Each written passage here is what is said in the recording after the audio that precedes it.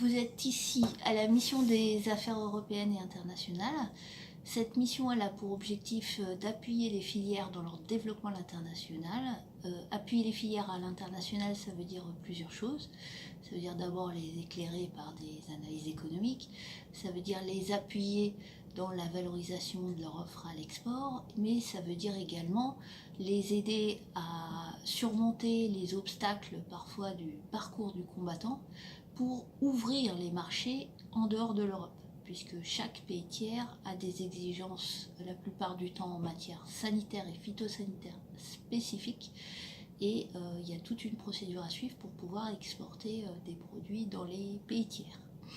Et pour aider les filières à exporter dans les pays tiers, nous recevons à peu près une vingtaine de délégations étrangères de ces pays tiers par an, qui viennent vérifier en France que les entreprises qui souhaitent exporter sont conformes à leur réglementation, ou bien que le système sanitaire français ou européen est suffisant pour pouvoir exporter dans leur pays.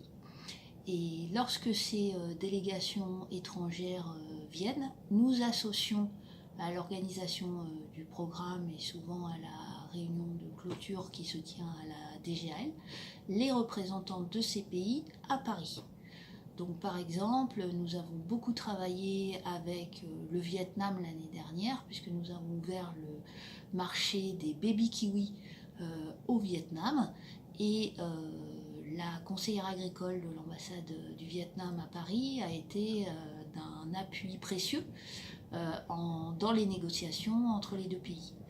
Et donc pour entretenir ce réseau avec les ambassades étrangères à Paris, nous organisons depuis l'année dernière maintenant des visites sur le salon pour ces représentants et pour certains pays des visites personnalisées. Et donc les représentants de ces ambassades ont alors l'occasion de discuter directement avec les représentants des interprofessions ou des fédérations professionnelles, ce qui permet à ces fédérations d'expliquer en détail leurs dossiers, leurs sujets, et le tout dans un cadre relativement agréable, puisque voilà, le salon de l'agriculture, c'est aussi un grand moment de convivialité. Et on réunit tout le monde d'ailleurs pour un petit cocktail sur le stand de France Agrimaire le 28 février au soir.